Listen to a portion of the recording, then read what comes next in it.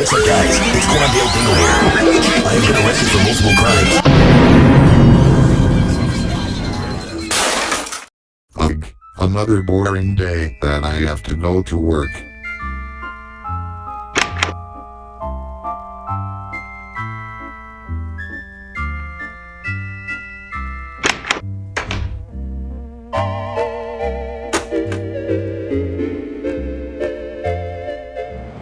Time for another repetitive task at work.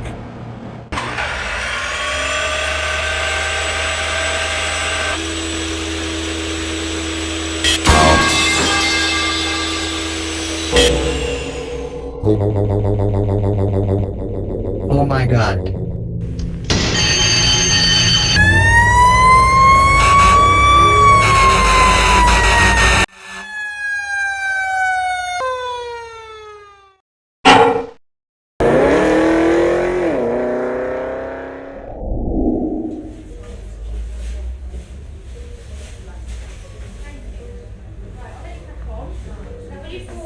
What the hell is this?